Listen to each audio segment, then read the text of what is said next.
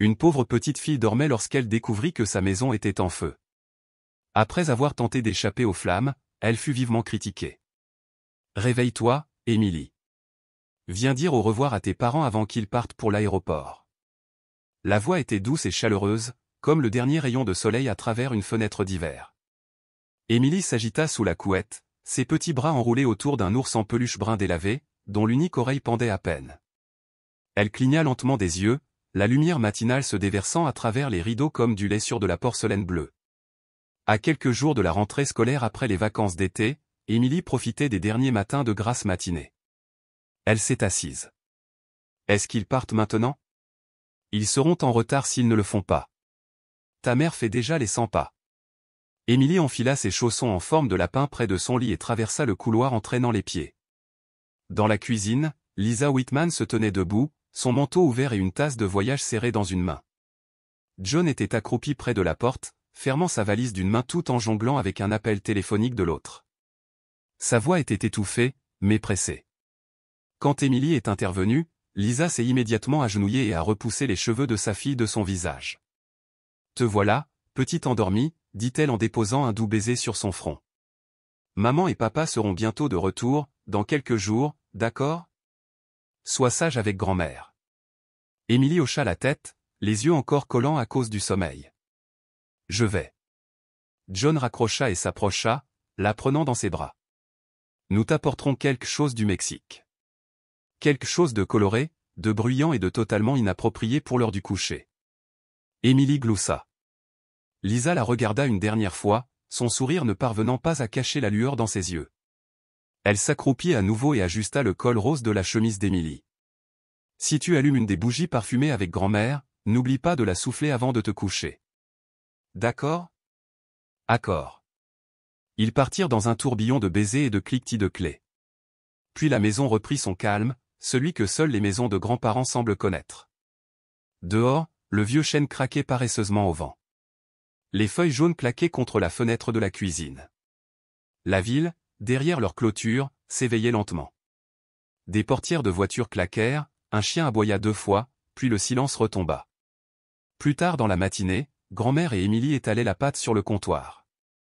Une odeur de muscade et de beurre emplissait la cuisine. La vieille horloge du salon résonnait avec régularité, tel un battement de cœur patient. « Élargis-le un peu », dit grand-mère. « Comme ça. » Émilie suivit, ses petites mains imitant le mouvement. De la farine recouvrait son nez et ses manches. Muffin était assis dans un coin, appuyé contre un pot de bâton de cannelle, comme s'il veillait sur eux tel un gardien couvert de fleurs. Ils passèrent de la pâtisserie au pliage du linge, puis à l'arrosage des géraniums sur la véranda. Le rythme de la journée était simple et chaleureux, comme une musique dont on connaissait toutes les notes, même sans connaître leur nom. Grand-mère s'installa dans son vieux rocking chair juste avant le crépuscule. Émilie grimpa à côté d'elle avec un vieux livre d'histoire. « Pouvons-nous relire celle du courageux petit moineau? » « Bien sûr, » dit grand-mère en repoussant ses cheveux gris en arrière. « Ça a toujours été mon préféré. » Dehors, le ciel passa de l'or à la lavande. Un papillon de nuit tapota la vitre. Le monde se tut tandis que la page se tournait. Le moineau n'avait pas peur, lut grand-mère à voix basse. Non pas parce qu'il était fort, mais parce qu'il savait que même la tempête avait une fin. Le dîner était modeste mais parfait, un ragoût de carottes et du pain encore chaud du four. Lisa avait préparé la pâte la veille et l'avait laissée au réfrigérateur avec un mot disant « N'oubliez pas cette partie ». Ils mangèrent, la télévision coupée, laissant la lumière des bougies danser sur la table. Émilie riait quand la flamme vacillait chaque fois que grand-mère prenait le sel. « Est-ce qu'il a peur de toi ?» demanda-t-elle. Plutôt respectueuse, répondit grand-mère, les yeux pétillants. « Je suis plus vieille que le feu. » Après le dîner, Émilie prit son bain et enfila son pyjama. Muffin l'attendait sur son oreiller, tandis qu'une douce berceuse jouait dans la petite boîte à musique que son père avait préparée des années auparavant. Alors qu'Émilie se blottissait dans son lit, grand-mère entra et s'assit à côté d'elle. « Tu crois que le moineau était vraiment si courageux ?» demanda Émilie. « Je pense que le courage, c'est simplement faire ce qu'il faut, même quand on a les genoux qui tremblent, » répondit grand-mère. « Alors oui, je pense qu'elle l'était. Alors je veux être courageux aussi. »« Tu le es déjà, mon amour » murmura grand-mère en se penchant pour l'embrasser sur la joue. Les lumières s'éteignirent. La maison s'enfonça dans la nuit. Dehors, le vent effleurait le bardage comme une pensée silencieuse. Grand-mère se tenait près de l'évier de la cuisine, vérifiant que la porte de derrière était verrouillée et que la cuisinière était éteinte. Elle s'arrêta près de la table, souffla la bougie et attrapa l'interrupteur. Elle fut frappée à mi-chemin où une soudaine oppression la serrait la poitrine. Sa main hésita à mi-hauteur. Elle agrippa le bord de la table, mais ses jambes fléchirent sous elle. Elle tomba silencieusement, comme un linge tombé. La faible lumière de l'horloge du poêle clignotait sur le sol près de son épaule. Sa main tremblait en rampant vers le téléphone posé sur la chaise. Elle l'attrapa et composa le 911. Une voix répondit, mais ses lèvres ne pouvaient plus former de mots. Tout se transforma en bruit, le vent dehors, le tic-tac de la vieille horloge, le faible bourdonnement du réfrigérateur. Et puis plus rien que le battement lent et long de son propre cœur, luttant pour tenir le coup. Le vent frôlait la fenêtre comme si quelqu'un murmurait un secret trop doux pour être saisi. Quelque part au loin, un arroseur de pelouse s'est mis à crépiter, son rythme décalé et étrangement réconfortant. Dans le silence, la ville était silencieuse, mais pas endormie. Elle observait, tel un vieux chien à la porte, pas tout à fait détendu. Émilie s'assit dans son lit. Il n'y avait aucune raison, pas de bruit, pas de cauchemar. Juste quelque chose dans l'air qui la tiraillait, comme un fil qu'elle ne se souvenait pas avoir noué. Elle jeta un coup d'œil vers la porte. Aucune lumière ne pénétrait dans le couloir. Aucune voix douce ne fredonnait dans la cuisine. Aucune pantoufle ne glissait doucement sur le parquet. Elle attrapa Muffin et le serra fort contre sa poitrine. L'appel est arrivé dès qu'Émilie est entrée dans la cuisine en chaussettes. Le combiné était froid contre sa joue, et la voix de sa mère résonnait au loin. « Chérie, j'ai quelque chose à te dire. Mais n'aie pas peur, d'accord ?» Émilie ne répondit pas. Elle resta plantée près de la table de la cuisine, où les serviettes de la veille étaient encore soigneusement pliées, comme grand-mère les laissait toujours. De petits carrés d'ordre domestique dans un monde qui semblait soudain un peu moins sûr. « Grand-mère a dû aller à l'hôpital hier soir, » dit Lisa. « Mais elle s'en sortira. Elle est suivie par de bons médecins. » Émilie ne répondit pas tout de suite. Elle regarda le couloir vide, le soleil n'effleurant que la dernière marche. « Tu es seule ?» demanda Lisa. Émilie hocha la tête, puis réalisa que sa mère ne pouvait pas le voir. « Oui. J'ai appelé Madame Donna, la voisine. Elle va prendre de tes nouvelles.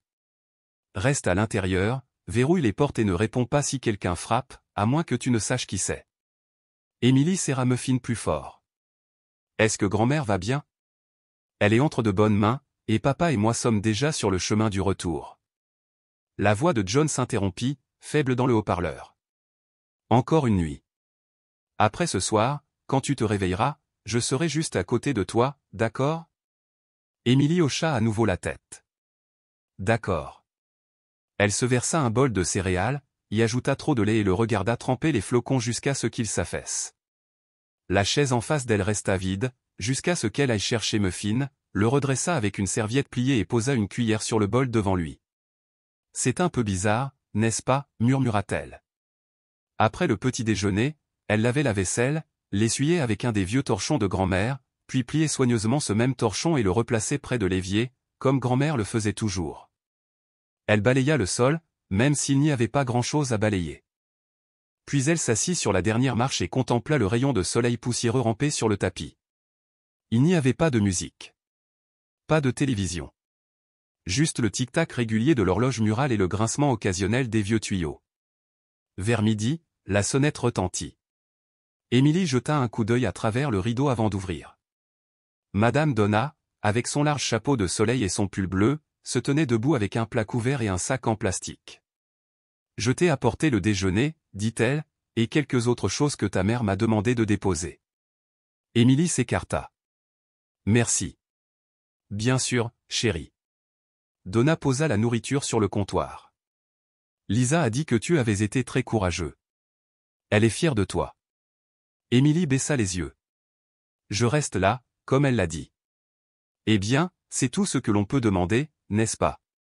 Donna sourit et ouvrit le réfrigérateur, organisant les contenants comme s'ils étaient les siens. « Ta grand-mère est forte. Elle sera à la maison avant la fin de la semaine. » Après le départ de Donna, Émilie déballa le plat.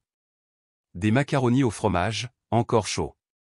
Elle se rassit à table et fit semblant de renifler Muffin. Trop ringard pour toi, demanda-t-elle. Je vais manger les deux. L'après-midi traînait des pieds. Dehors, les nuages étaient d'un gris terne, épais et immobile. Émilie était assise près de la fenêtre, un livre ouvert sur les genoux, bien qu'elle eût lu le même paragraphe 4 fois sans s'en souvenir. De temps en temps, elle jetait un coup d'œil par l'ouverture des rideaux. Rien ne bougeait. Puis quelque chose se produisit. Un scintillement. Une ombre derrière la clôture du jardin. Trop rapide pour être clairement discernable, juste un mouvement fulgurant, au ras du sol, comme si quelqu'un se baissait. Émilie se redressa, son cœur battant la chamade. Elle se pencha en avant, pressant son visage contre la vitre, essayant de la rattraper. Mais le jardin était immobile. Seul le vent dans la haie. Le balancement habituel des choses qui ne signifiaient rien. Pourtant, elle ferma complètement le rideau et s'éloigna de la fenêtre. Le soir arriva par à coups. D'abord, la lumière changea, plus bleue, plus calme. Puis la maison sembla se courber légèrement, comme si elle se préparait à affronter l'obscurité. Émilie prépara un sandwich au beurre de cacahuète pour le dîner. Elle le mangea par petites bouchées, mâchant lentement, les yeux fixés sur la bougie vacillante, le geste habituel de sa grand-mère les soirs d'hiver. La fillette souffla la bougie parfumée. Elle se souvint de ce que maman avait dit à propos des bougies. Après le dîner, elle a vérifié toutes les portes. Verrouillées. Tournées. Testées. Puis elle éteignit les lumières une par une. Au pied des escaliers, elle regarda en arrière dans le couloir, les yeux posés sur la cuisine silencieuse et le salon vide. Elle monta dans son lit sans se brosser les dents, remonta la couverture sur son menton et murmura à Muffin. Juste ce soir. La maison était calme, mais pas du même calme que le matin. C'était différent. Il se pressait contre les fenêtres, planait aux abords de chaque pièce. Même Muffin semblait plus silencieux que d'habitude. Puis quelque chose flotta dans l'air, à peine perceptible. Une odeur. Ni forte, ni âcre, mais inconnue. Émilie fronça le nez et se redressa légèrement. Elle regarda autour d'elle et huma à nouveau l'air. C'était là. Faible et enfumé. Comme du pain grillé ou l'odeur d'une vieille allumette fraîchement grillée. Elle resserra la couverture autour d'elle, regarda la porte, écouta quelque chose. Mais la maison n'émettait aucun bruit. Peut-être que ce n'est rien, murmura-t-elle à Muffin. L'odeur persistait. Elle persistait, ni forte ni évidente, mais persistante, comme un murmure incessant. Émilie resta immobile une longue minute, écoutant ce silence qui faisait bourdonner ses oreilles. Ses doigts s'enroulèrent autour du ventre mou de Muffin. Et pour la première fois depuis le début du voyage, elle sentit quelque chose de plus froid que l'air de la nuit pénétrer dans sa poitrine. Elle balança ses jambes hors du lit. Le sol était frais. Ses orteils émirent à peine un bruit tandis qu'elle se dirigeait vers la porte. Elle l'ouvrit lentement. Le couloir était vide. La faible lueur de la veilleuse de l'étage vacillait faiblement, presque incertaine. Puis elle le sentit, plus fort. Du tissu brûlé. Non, c'était plus épais que ça. Le genre d'odeur qui persistait dans les vêtements, les cheveux. Elle se glissa jusqu'en haut des escaliers. C'est à ce moment-là qu'elle l'a vu. De la fumée grise et basse s'élevait du rez-de-chaussée comme une brume, mais plus épaisse. Elle tourbillonnait lentement, s'élevant avec une détermination constante. Émilie avait le souffle coupé. Elle fixait le paysage sans ciller, jusqu'à ce que ses poumons lui rappellent qu'il fallait bouger. « Grand-mère est à la maison », cria-t-elle, sa voix se brisant sur la deuxième syllabe. Pas de réponse. Pas de bruit de pas. Pas de réponse chaleureuse. Pas de tout dans la pièce d'à accent grave côté. Aucun bruit de porte arrière qui se ferme ou de bouilloire qui siffle. Il suffit de fumer. Et le tic-tac de l'horloge du couloir, désormais trop fort. Elle attrapa Muffin sous un bras et commença à descendre les escaliers. Mais son talon s'est accroché au bord de la troisième marche. Les secondes qui suivirent se succédèrent d'un coup. Son pied glissa. Son genou heurta du bois. Son coude racla la rampe. Puis une brûlure blanche lui traversa le tibia alors qu'elle atterrissait en un tas tordu et froissé, aux 2/3 de l'escalier. Elle ne cria pas. Elle en avait envie, mais l'air était lourd, lourd de cendre. Sa gorge se serra.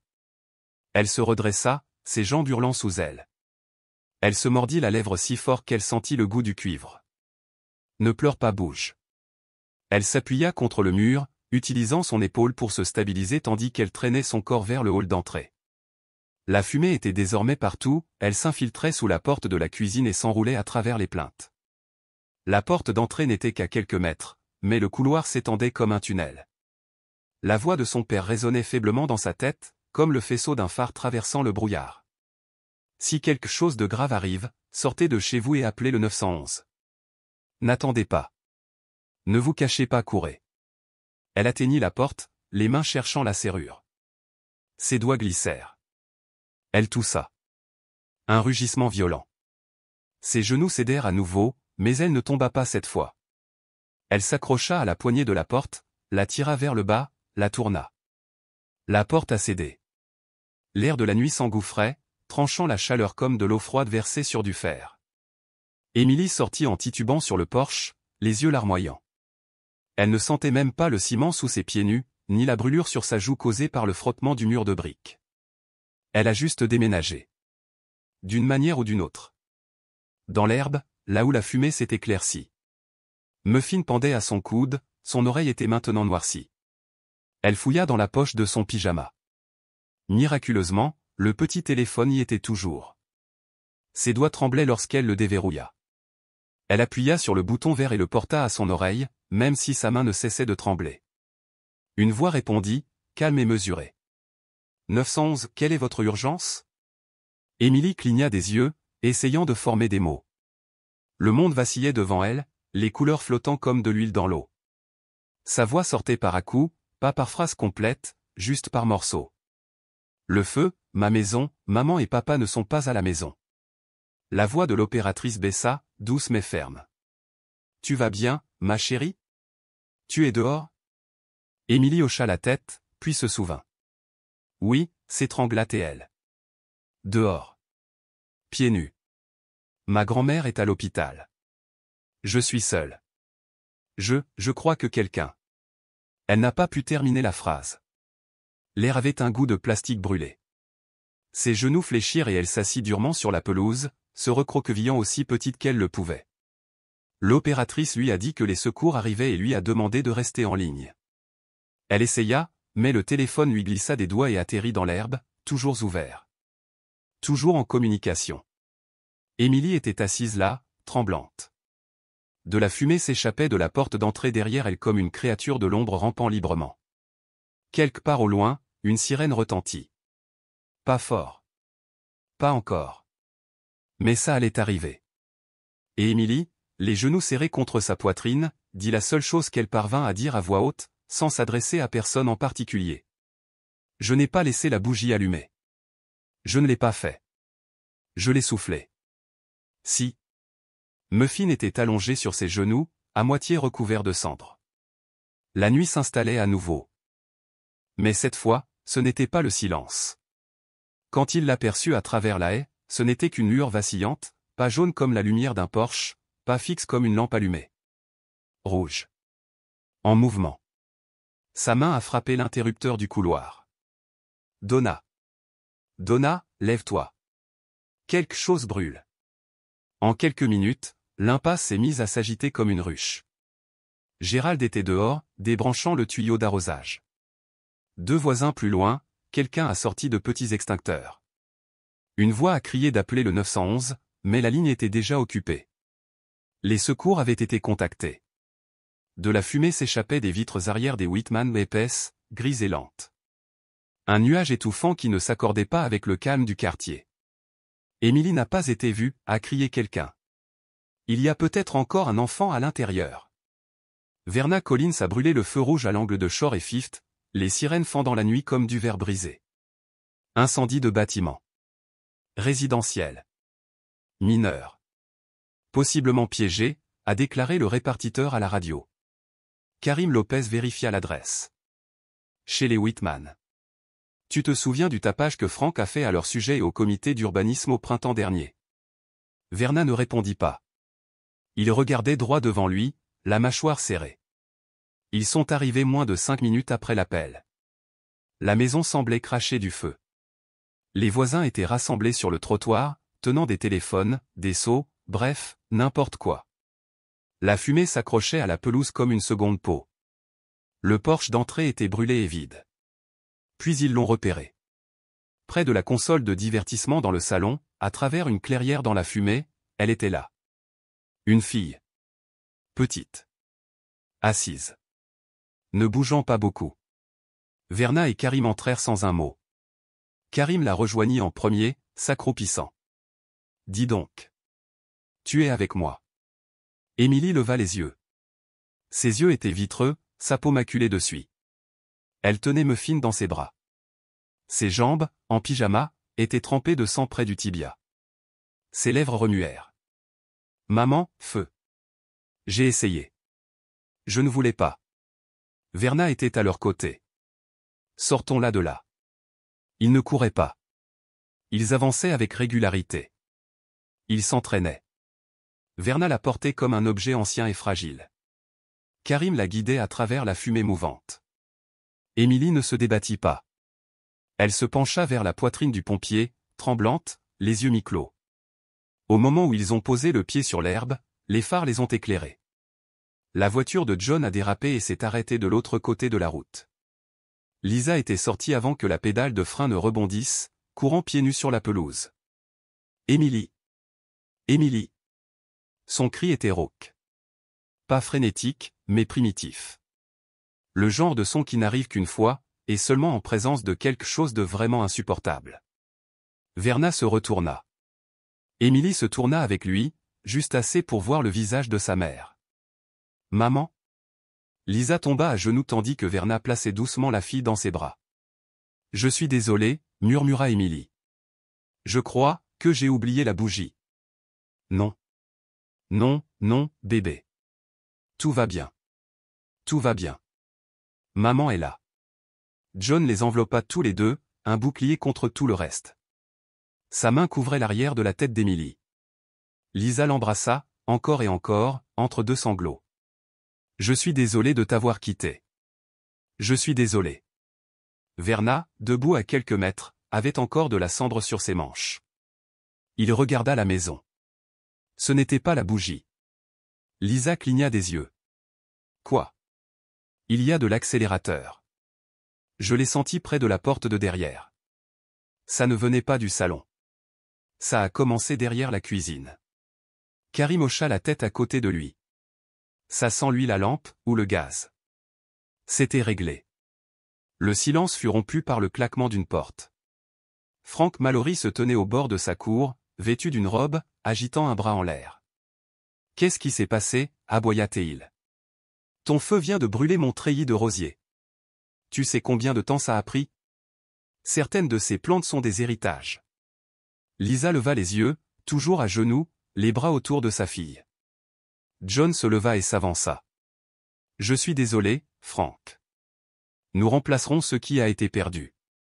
Quoi que tu aies besoin, nous le réparerons. »« Remplacer » s'exclama Frank d'un ton moqueur. « Tu crois que c'est une question d'argent ? Ta fille a failli mettre le feu à tout le pâté de maison. Qu'est-ce qu'elle foutait avec le feu ?» La voix de John se crispa. Ce n'était pas elle. Alors qui ? Tu crois que les maisons s'éclairent toutes seules ? Daniels arriva juste à ce moment-là, s'interposant entre les hommes avec un calme habituel. « Monsieur, dit-il à Frank, nous avons besoin de votre déposition. Il y a des signes indiquant qu'il pourrait s'agir d'un incendie criminel. » Incendie criminel. Frank croisa les bras. « Ne me blâme pas. Je dormais. »« Nous ne blâmons personne pour l'instant, » dit Daniels, ses yeux se posant sur l'arrière des pantoufles de Frank, où de petites particules de cendre s'accrochaient aux semelles en caoutchouc. Lisa rapprocha à nouveau Émilie. Verna se tourna doucement vers Daniels. « Il y a de la cire fondue sous la fenêtre de la cuisine. Quelqu'un a utilisé une bougie pour l'allumer, pas une bougie parfumée. Un de ces bâtons de survie. » Daniels hocha lentement la tête. « Faites un balayage complet du périmètre. Et vérifiez les traces de pas dans le jardin seulement. » Les flammes avaient été maîtrisées. La maison était debout, noircie par endroits, ses fenêtres soufflées, mais elle était toujours là. Émilie était maintenant assise à l'arrière de l'ambulance, la jambe bandée, une couverture propre enroulée autour de ses épaules. Muffin avait été dépoussiérée et reposait à côté d'elle. Lisa ne lui avait pas lâché la main une seule fois. Le feu était éteint. Mais quelque chose d'autre avait commencé. Quelque chose d'encore invisible, mais en mouvement, comme de la fumée sous une porte. Cela faisait une semaine. Et pourtant, l'odeur de fumée persistait partout, les coins des tiroirs, les coutures des coussins du canapé, et même les pages des livres du sac à dos d'Émilie. Cela vivait dans ses cheveux, peu importe combien de fois Lisa les rinçait doucement avec du shampoing à la lavande. Émilie était retournée à l'école lundi. Lisa lui avait demandé à 2 reprises ce matin-là, une fois à la table du petit déjeuner et une autre fois dans la voiture, si elle était sûre. Émilie hocha la tête à chaque fois. Trop petite, trop polie pour dire à voix haute ce qu'elle ressentait vraiment. La première moitié de la journée s'est déroulée au ralenti. Les enfants regardaient fixement. Ils murmuraient. Quelques-uns étaient gentils. D'autres étaient curieux du genre cruel. Pendant le déjeuner, quelqu'un a glissé un papier plié dans son casier. Elle l'ouvrit avec de petites mains incertaines. Un dessin enfantin. Une maison en feu. À côté, un bonhomme allumette avec des cheveux longs et de gros X rouges pour les yeux. Une fille murmura près de son coude, « C'est ce qui arrive quand on est mauvais avec les bougies. » Émilie n'a rien dit. Elle plia la photo une fois, puis une autre fois, et la mit dans sa poche. Ses mains tremblaient. Dans la salle de bain après le cours, elle s'assit sur le bord du lavabo, la jambe de son pantalon retroussée, essuyant doucement le bord de la croûte en voie de guérison avec un mouchoir humide. Elle grimaça quand le sang refit surface. Juste un peu. La porte s'ouvrit en grinçant. Lisa se tenait sur le pas de la porte. Arrivée tôt pour la chercher, elle avait trouvé la salle de classe vide. Émilie ? La fille n'a pas levé les yeux. Elle continuait à tamponner, prétendant que la piqûre dans sa jambe importait plus que la boule dans sa gorge. Lisa s'avança lentement. Chérie. Émilie regarda enfin. Ses joues étaient roses, non seulement à cause de l'effort, mais aussi à cause d'une émotion brûlante et inexprimée. J'ai fait attention, dit-elle. Je l'ai soufflé. J'ose avoir je l'ai fait. Lisa n'a pas répondu avec des mots. Elle s'assit à côté d'elle sur le banc froid de la salle de bain, tirant Émilie dans ses bras comme si elle avait à nouveau 6 mois. Pendant un moment, aucun d'eux ne dit rien. Puis la voix d'Émilie arriva, douce et plate. Et si c'était été moi ? Lisa cligna des yeux. Quoi ? Et si j'oubliais ? Et si je pensais l'avoir soufflé, mais que ce n'était pas le cas ? Elle baissa les yeux vers Muffin, serrés contre sa poitrine. Est-ce que tu me tiendrais encore comme ça ? Lisa n'a pas hésité. Je te serrerai plus fort. Lors de la réunion du conseil scolaire cette semaine-là, Mademoiselle Mary Blake a demandé à prendre la parole. Elle se tenait devant la classe pendant les cours du matin avec une autorité calme et posée. Laissez un commentaire avec le mot « pastèque » si vous êtes un jour père. Si vous avez cette histoire un jour impair, écrivez « Cantalou ». Les enfants étaient agités. Quelqu'un rigola. Un autre froissa un papier de bonbons. J'ai besoin que tu m'écoutes. Ils ne l'ont pas fait. Du moins pas tout de suite.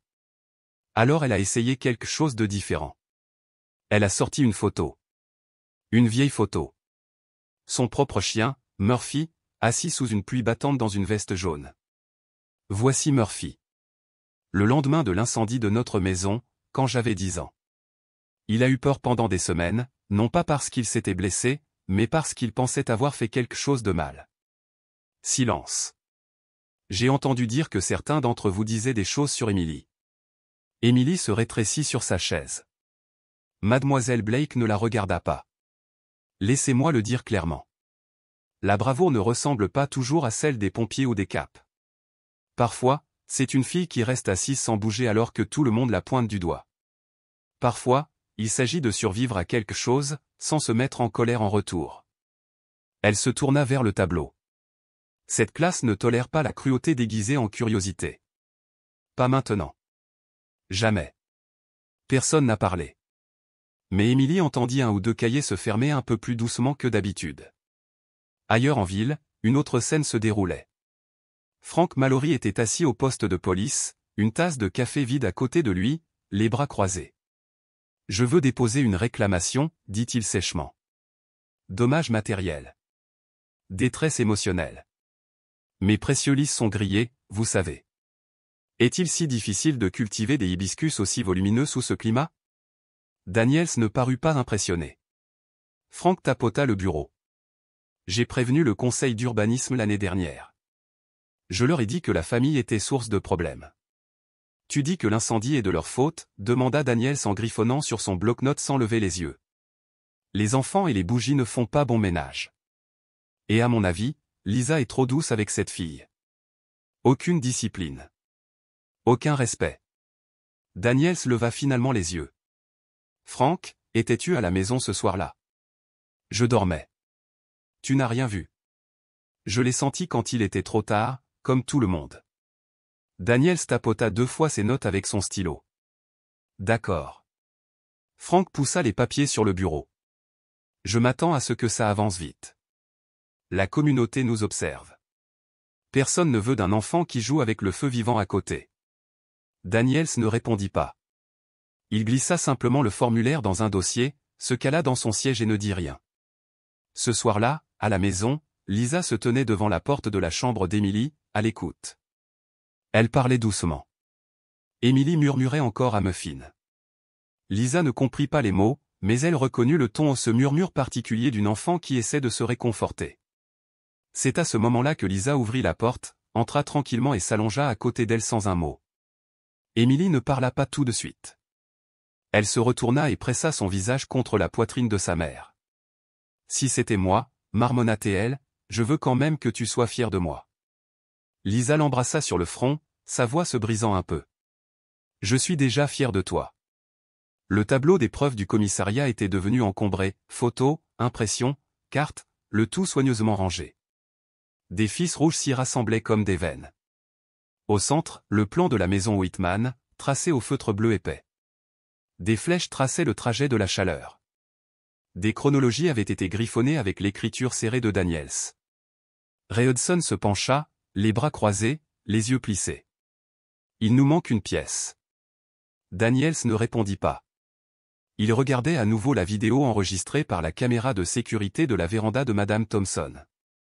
Les images granuleuses scintillaient, comme le font souvent les caméras de surveillance, des couleurs trop vertes, des ombres qui sautaient. Mais la silhouette était suffisamment nette. 21h12.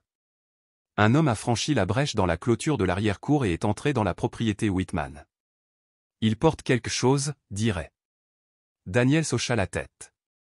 Trop long pour être une lampe de poche. Ça ne bouge pas comme un outil. Ray plissa les yeux. Une lanterne? Daniels a mis l'image en pause et l'a agrandie. Frank Mallory. Même de profil, même dans l'infrarouge délavé, la silhouette était reconnaissable entre toutes, l'épaule voûtée, l'angle du coude, la démarche paresseuse et trop confiante d'un homme qui ne pense pas que quelqu'un le regarde. Daniels s'est penché en arrière sur sa chaise. Rejoue-le.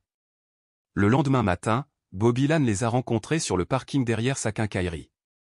Je ne pensais pas que cela avait de l'importance, dit-il nerveusement en se grattant la nuque. Daniels lui a donné du temps. Enfin, c'est Frank. Il achète toujours des trucs, de la peinture, du fil de fer, des produits antiparasitaires. Bobby jeta un coup d'œil vers le garage ouvert. Mais 2 jours avant l'incendie, il est venu demander des bougies d'extérieur. Des grosses, à la citronnelle. Mais il ne voulait pas de l'odeur. Il a dit qu'il en avait besoin pour une fête tranquille dans le jardin. Y a-t-il quelque chose d'inhabituel dans ce qu'il a acheté, demanda Ray. C'étaient des bougies de survie. Robustes. Conçues pour le camping ou les pannes de courant, pas celles qu'on utilise pour la décoration. Il ne m'en restait que quelques-unes, je les avais gardées en réserve. Il les a toutes prises. Daniels a pris des notes dans son livre. Bobby hésita. Il a payé comptant. Bien sûr qu'il l'a fait, marmonna Ray. Jeudi après-midi, Daniels et Ray se sont assis avec Dave et Ronnie au bar au Malais. Ronnie leva les yeux du verre qu'il nettoyait. Frank? Dave rit entre ses dents. Vous déterrez des squelettes ou vous chassez juste des mouches? Daniels ne sourit pas, on suit une piste. Eh bien, tu sais que Frank se plaint de cette famille depuis le printemps dernier, dit Ronnie. Il n'arrêtait pas de parler du comité de zonage, de la clôture. Il disait qu'il lui avait volé son terrain avec des papiers de luxe et de fausses larmes. Dave se pencha en avant. Il y a environ un mois, Il s'est enflammé, vraiment enflammé, et a dit quelque chose à propos de leur offrir un feu de joie qu'ils n'oublieront pas. Nous pensions qu'il parlait d'un tas d'ordures ou d'une farce. Rehaussa un sourcil. Il a utilisé le mot « feu de joie ». Dave hésita, puis hocha la tête. Il a dit qu'il avait des allumettes et de la patience. Daniels ferma lentement son carnet. Tout s'accumulait désormais dans la même direction. De retour à la caserne, Vernet et Karim Lopez effectuèrent une dernière inspection de l'intérieur. Ils se tenaient côte à côte près de ce qui restait de la cuisine. « Tu vois comme le motif se plie à partir d'ici » Vernet désigna la plainte le long de la porte arrière. Le bois était carbonisé, formant une ligne courbe. Karim hocha la tête. Ça pousse vers l'intérieur, pas vers l'extérieur. Ça veut dire que l'allumage a commencé ici, pas à l'intérieur. Exactement. Impossible qu'une bougie parfumée dans le salon puisse projeter un tel arc électrique sur deux murs intérieurs. Et là. Il désigna la trace de suie juste au-dessus du carrelage, regardez comme elle a fleuri. C'est dû à une étincelle de vapeur d'huile. Karim fouilla dans le sac de preuve et en sortit un cylindre en fer blanc déformé. J'ai récupéré ça sous le buisson près de la fenêtre arrière. La mèche est encore intacte. Bougie, comme Bobby l'a décrite. Vernet fronça les sourcils. Quelqu'un l'a allumée, l'a coincée dans la fente de la fenêtre et l'a laissé atteindre le rideau. Aucune vitre n'a été brisée. Le rideau pendait probablement assez bas. Il n'a fallu qu'une minute de flamme, et le courant d'air a fait le reste. Ce soir-là, Daniel s'était assis dans son bureau, les dossiers ouverts, le café refroidissant près de la fenêtre. Il avait ce dont il avait besoin. Motif, perte amère du zonage et tension croissante entre voisins. Moyen, bougie de survie, résidu de parfum d'huile. Opportunité, présence confirmée dans l'arrière-cour via des images de surveillance. Attitude, éclat public, menace entendue au bar.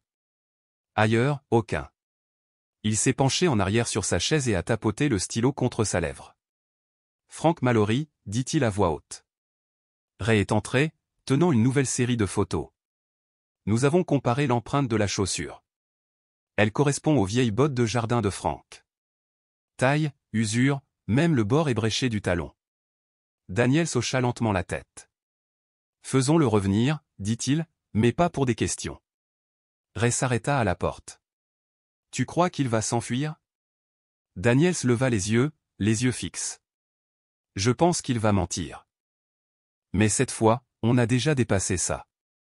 Cette nuit-là, Lisa trouva Emily recroquevillée sur le canapé, les yeux rivés sur la douce lueur de l'économiseur d'écran de la cheminée sur le téléviseur. Elle n'a rien dit.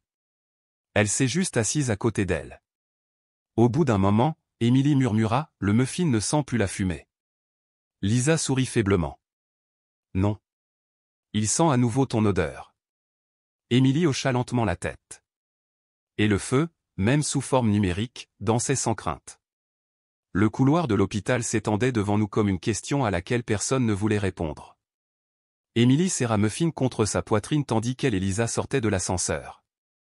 Sa petite main serrait celle de sa mère, non pas par peur de se perdre, mais parce qu'elle avait besoin de quelque chose de réel à quoi s'accrocher, de quelque chose de chaud dans un monde qui sentait encore légèrement la cendre et le désinfectant. Chambre 207. Lisa s'arrêta à la porte.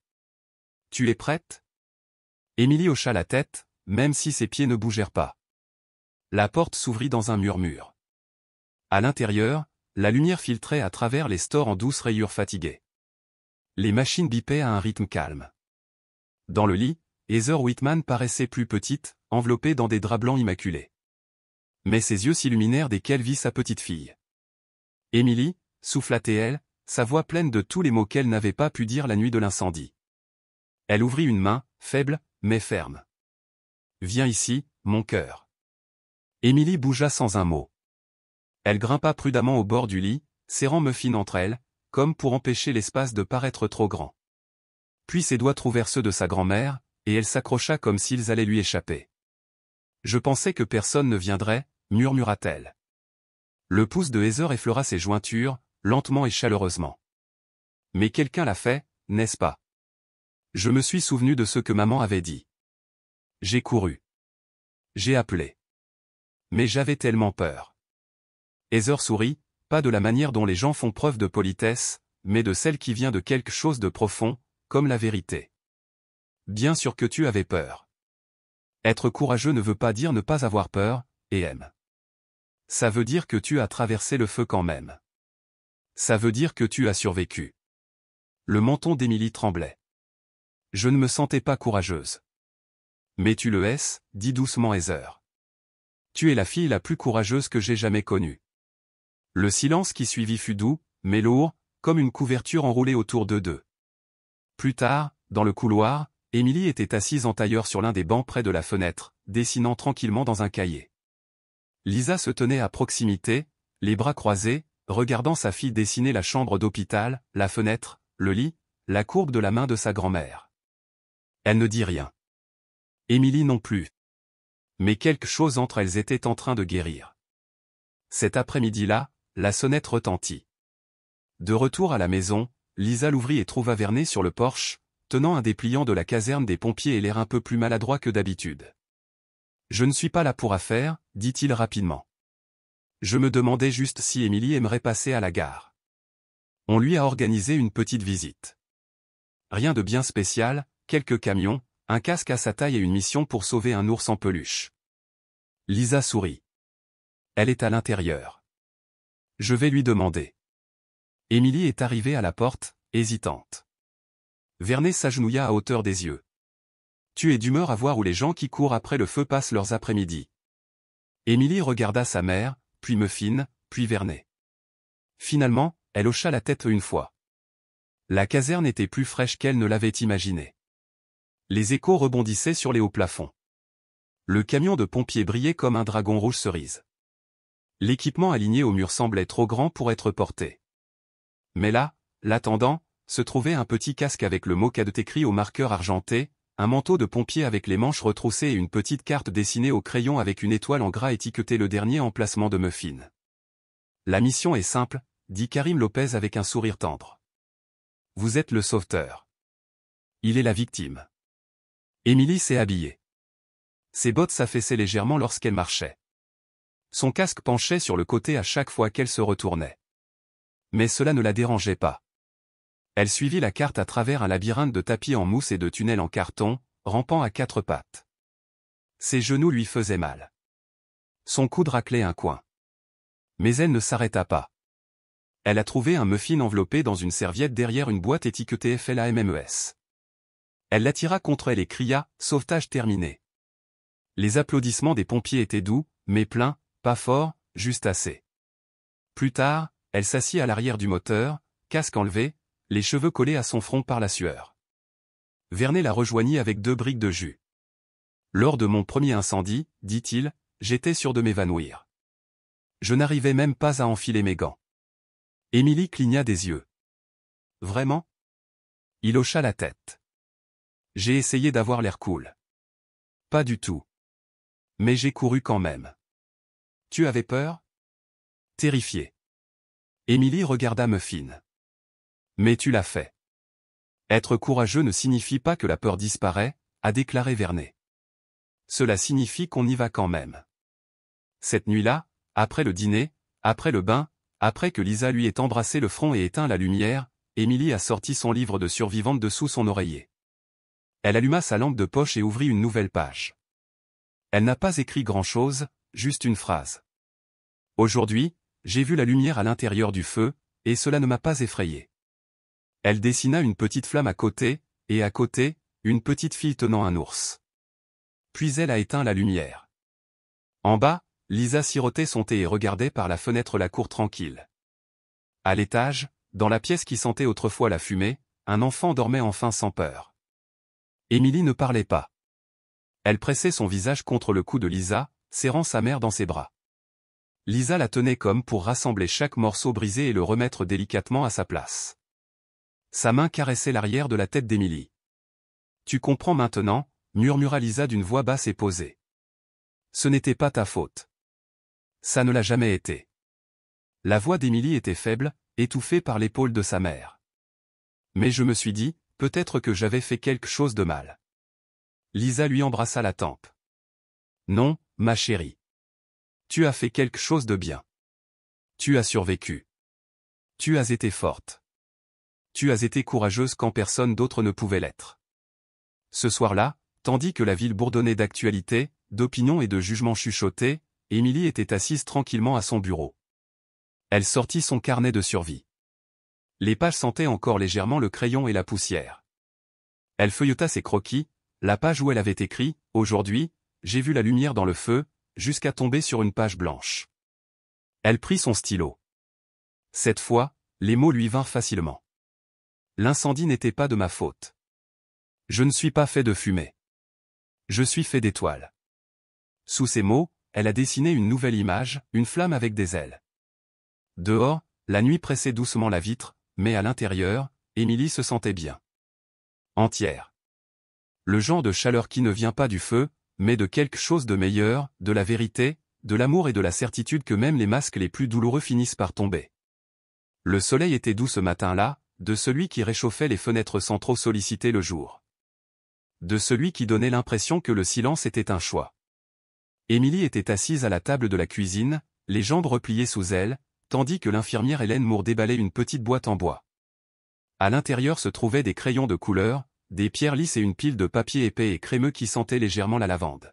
« On n'est pas obligé de parler aujourd'hui », dit doucement Hélène en posant un bocal de boutons. « Mais si tu veux dessiner, j'aimerais bien voir à quoi ressemble ton monde maintenant. » Émilie ne répondit pas. Elle tendit simplement la main, effleurant les crayons de couleur. Elle choisit d'abord le vert, puis le jaune.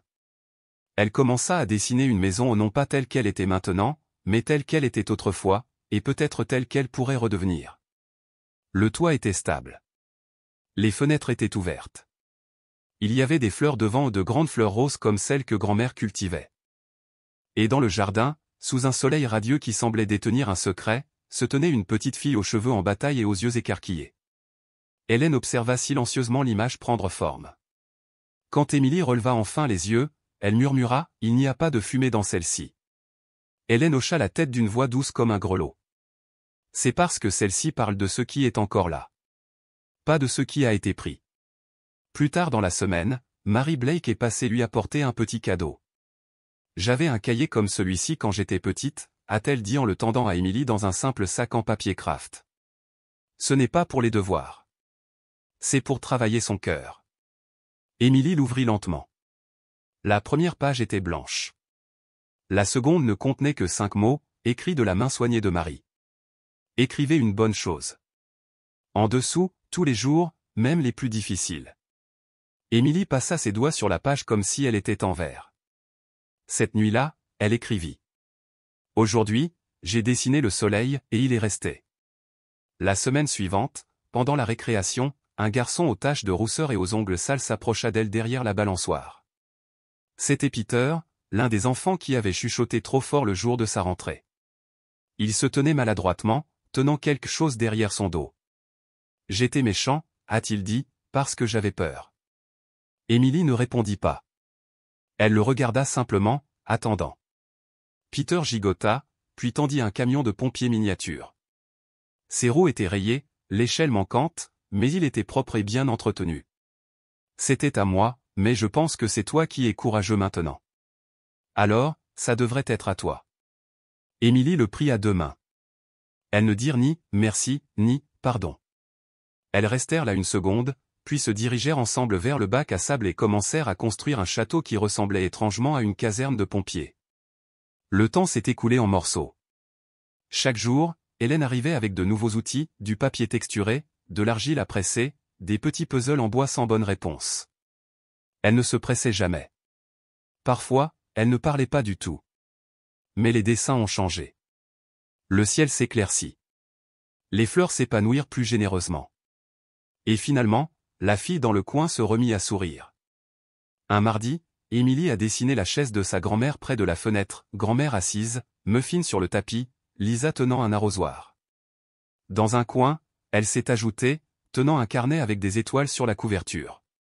Elle le désigna du doigt tandis qu'Hélène regardait. C'est le livre dans lequel j'ai mis les choses qui sont restées, dit doucement Émilie. Hélène sourit. Alors, ça veut dire que la guérison a déjà commencé. À l'école, Émilie s'est remise à rire pas bruyamment ni négligemment, mais par petits éclats qui lui échappaient quand elle ne se surveillait pas. Elle jouait à la marelle. Elle courait après les papillons. Elle répondait aux questions en classe. Et un matin, pendant l'heure du conte, elle a levé la main et a dit « Je veux vous raconter tout ce qui s'est passé cette nuit-là ». La salle se tut.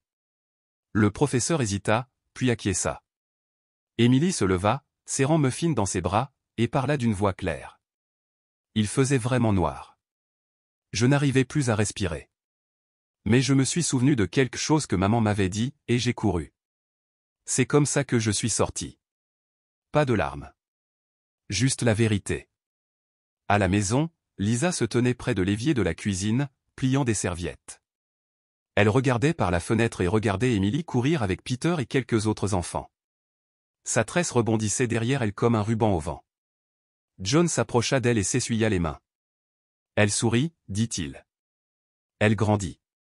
Lisa murmura, elle est en train de guérir. John hocha la tête.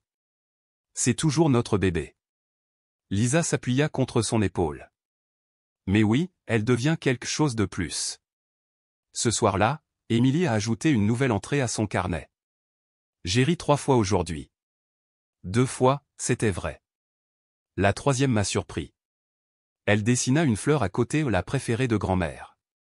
Puis, juste sous le titre, elle avait écrit en lettres soignées en haut de la page. Le livre de la survie. Elle a écrit une ligne de plus. Tous les feux ne brûlent pas. Certains vous apprennent simplement à quel point vous êtes fort. Et pour la première fois depuis longtemps, elle n'allait pas chercher la veilleuse. Elle ne vérifiait pas les recoins de la pièce. Elle se blottit simplement sous la couverture, serra Muffin contre elle et laissa le silence l'envahir. Cette fois, le silence n'était pas vide. C'était la paix. C'était à la maison. Suite dans le message suivant, place de la ville et scène de dédicace. Voici la suite de votre histoire réécrite, poursuivant avec la clarté émotionnelle, l'imagerie vivante et le sens fidèle. Le soleil matinal inondait la ville comme une douce berceuse au doux, doré et silencieux. Il caressait les toits, réchauffait les trottoirs, réveillait les fleurs et adoucissait même les ombres. Il n'y avait pas de vent, seulement le silence constant de l'attente. Ce n'était pas juste un autre matin sur la place. Aujourd'hui, quelque chose de nouveau est en train de naître. Une petite foule s'était rassemblée à l'extrémité de la place de la ville, où les haies avaient été taillées et où une parcelle d'herbe autrefois oubliée abritait désormais quelque chose de différent. Un parc, modeste et ouvert, mais rayonnant à sa manière tranquille. L'herbe fraîche s'étendait comme un doux paillasson. Des bancs blancs s'incurvaient autour d'une clairière circulaire. Les enfants sautillaient le long des allées de pierre où flottait encore une légère odeur de mortier. Au centre, sous une arche de rosier en fleurs, se dressait un piédestal de granit lisse. Sur celui-ci, scintillant au soleil, était fixée une plaque de bronze. L'inscription disait « En l'honneur d'Emily Whitman, qui n'a pas faibli dans l'incendie ». Les gens se tenaient côte à côte, lisant en silence. Quelques-uns murmuraient les mots à voix haute. Enseignants. Voisins. Parents. Étrangers. Chaque visage avait sa propre histoire, mais à ce moment-là, tous les regards se tournèrent vers un seul nom et vers une petite silhouette assise tranquillement au premier rang. Émilie. Sa robe jaune flottait à l'ourlet, légère comme un duvet de pissenlit. Muffin, fraîchement brossée, se blottissait dans ses bras. Autour de son poignet se trouvait un bracelet de boutons, cadeau de l'infirmière Hélène. Un ruban jaune était noué dans sa tresse, juste au-dessus de sa nuque. Mais ce ne sont pas ses vêtements qui ont attiré l'attention des gens. C'étaient ses yeux, fixes, silencieux et présents. Elle ne se cachait plus derrière sa mère. Lisa s'assit à côté d'elle, la main dans la sienne. John se tenait à ses côtés, protecteur mais paisible. Tous les trois formaient un cadre autour d'une vérité simple. Leur famille avait été mise à l'épreuve. Brisée. Refaite. Et ils étaient toujours debout. Le maire s'avança le premier. Sa voix était chaleureuse, posée, pleine de grâce. Mais lorsqu'il regarda Émilie, elle s'adoucit.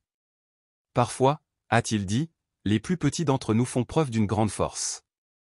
Parfois, il suffit de la voix d'un enfant pour rappeler à toute une ville ce qu'est le courage. Puis il s'écarta.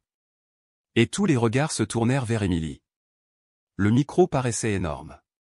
La marche jusqu'au podium me parut plus longue qu'elle ne l'était en réalité. Lisa serra doucement la main de sa fille, puis la relâcha. Émilie se leva.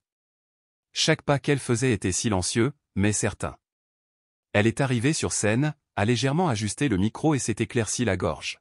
« Salut », dit-elle d'une voix faible mais forte. « Je m'appelle Émilie, et j'ai été prise dans un incendie. Un gros incendie. Il a plongé tout dans le noir pendant un moment. Pas seulement dehors, mais ici aussi. » Elle toucha doucement sa poitrine. « Avant, je pensais qu'être courageux signifiait ne jamais avoir peur », a-t-elle poursuivi. Mais ce n'était pas vrai. J'avais peur. Vraiment peur. Mais je me suis souvenu de ce que maman m'avait dit. Je me suis souvenu des gens qui m'aimaient, et j'ai couru. J'ai appelé. J'ai continué. Elle marqua une pause. La foule se pencha. Et maintenant je sais, être courageux signifie simplement faire la bonne chose, même lorsque vos genoux tremblent. Elle regarda les enfants au premier rang. Certains l'avaient autrefois taquinée. D'autres étaient restés silencieux. Mais aujourd'hui, tous la regardaient comme s'ils la voyaient pour la première fois. « Je n'ai plus peur », dit-elle. « Parce que je ne suis pas seule. » Les applaudissements ont commencé, pas très forts au début, mais réels. Il a grandi, se repliant sur lui-même comme une vague. Bientôt, toute la place applaudissait. Non pas par obligation. Mais par quelque chose de plus profond, la reconnaissance. Le respect. Au fond, près de l'Arche de Rose, Werner Collins et le chef Daniel se tenaient côte à côte. Ils ne parlaient pas. Ils n'en avaient pas besoin. Ils échangèrent un hochement de tête lent et silencieux, le genre de hochement de tête que font ceux qui ont vu le pire, et qui croient encore au meilleur. Après les discours, la foule commença à se disperser. Les enfants coururent vers les balançoires, les tables de pique-nique ombragées, les chemins de pierre sinueux. Certains firent la queue pour voir la plaque, leurs doigts traçant le nom d'Émilie comme s'il s'agissait d'un signe sacré. Lisa et John marchèrent avec Émilie vers elle. Elle resta immobile, fixant l'inscription un long moment, les yeux écarquillés et silencieux. Puis elle murmura. « Elle est vraiment là. » Lisa s'agenouilla à côté d'elle. « Elle l'a toujours été, dit-elle doucement. Maintenant, ça a juste un nom. » Peter s'approcha en bondissant, les genoux déjà maculés de terre, un large sourire s'étirant sur son visage. « Émilie. C'est toi. » Émilie cligna des yeux, surprise. Peter désigna un groupe d'enfants jouant sous les arbres. « On joue à chat. Et tu as de belles jambes, Whitman. » Émilie leva les yeux vers ses parents. Lisa sourit. John hocha légèrement la tête. « Vas-y, dit-il. » Émilie tendit Muffin à sa mère et se précipita dans l'herbe. Des rires s'élevèrent derrière elle, tels des oiseaux effrayés qui s'envolaient. Sa tresse rebondissait à chaque pas. Peter poussa un cri de joie et courut. Les autres suivirent, les pieds battant la chamade, les voix résonnantes. Lisa se tenait à côté de John, son bras enroulé autour du sien. « Elle court à nouveau », dit doucement John. « Elle est à nouveau légère », répondit Lisa. « Et elle est à nous. » Non loin de là, l'infirmière Hélène se tenait silencieusement à côté de Mary Blake. Les deux femmes observaient la scène dans un silence respectueux. « Je pense que ce parc a guéri plus qu'une simple parcelle de terre », a déclaré Marie. Hélène hocha la tête. « Moi aussi, je le pense. » À l'ombre de l'arche ornée de roses, une mère soulevait son enfant dans ses bras et lisait la plaque à voix haute.